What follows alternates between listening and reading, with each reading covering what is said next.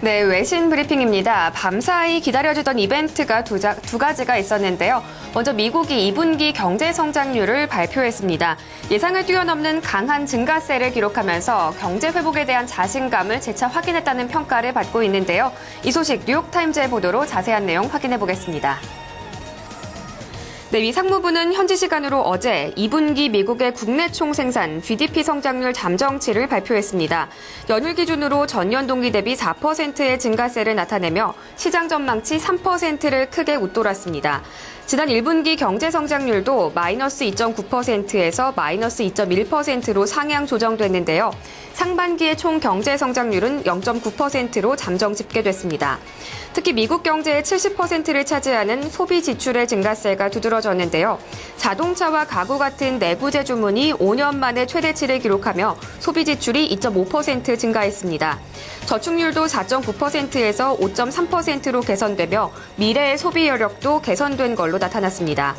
기업들의 재고 자산이 352억 달러에서 934억 달러로 급증하며 기업 투자도 전체적으로 5.9% 증가한 걸로 집계됐습니다.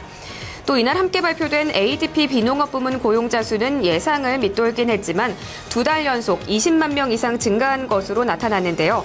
뉴욕타임즈는 GDP 호조와 양호한 고용 지표로 경제 회복에 대한 낙관론이 커지게 됐다고 평가했습니다. 네, GDP와 함께 시장이 크게 주목했던 이벤트가 한 가지 더 있었습니다. 바로 연방준비제도의 FOMC 회의 결과였는데요. 예상대로 채권 매입 규모는 100억 달러 줄였습니다. 연준은 미국 경제가 개선되고 있다고 평가하면서도 고용시장에 대해서는 더딘 개선세가 나타나고 있다고 진단했는데요. 자세한 내용 월스트리트저널의 보도로 확인합니다. 연준은 현지 시간으로 어제 이틀간의 통화 정책 회의를 마치고 월간 채권 매입 규모를 현행 350억 달러에서 250억 달러로 줄인다고 밝혔습니다. 지난해 12월 양적 완화 출구 전략에 들어간 이후 6번의 회의에서 모두 100억 달러씩 자산 매입 규모를 줄였는데요. 이 같은 속도라면 오는 10월 자산 매입 프로그램이 종료될 걸로 보입니다. 경제 상황에 대한 평가는 긍정적이었습니다. 실업률이 하락하고 인플레이션율이 목표치인 2%에 근접하는 등 미국 경제가 2분기에 개선됐다고 평가했습니다. 다만 광범위한 지표들은 여전히 고용시장이 부진한 모습을 보이고 있음을 나타낸다고 덧붙였습니다. 시장에 관심이 주목됐던 금리 인상 시점에 대해서는 여전히 상당 기간 동안 초저금리를 유지하겠다고 밝혔을 뿐 별다른 언급은 없었습니다. 찰스 플러서 필라델피아 연방은행 총재가 초저금리 유지 결정에 반대표를 던진 것도 눈에 띄었는데요.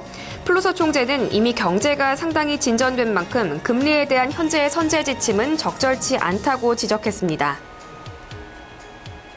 네, 마지막 소식은 아르헨티나와 관련된 이야기입니다. 아르헨티나의 채무조정 협상이 결국 마감 시한인 30일을 넘겼는데요. 국제신용평가사인 스탠더드 앤 푸어스에서 아르헨티나의 신용등급을 선택적 디폴트로 강등했습니다. 이 소식 로이터 통신의 보도로 확인합니다. 네, 아르헨티나는 미국의 헤지펀드들과 5억 3,900만 달러의 채권에 대한 채무조정 협의를 진행하고 있는데요.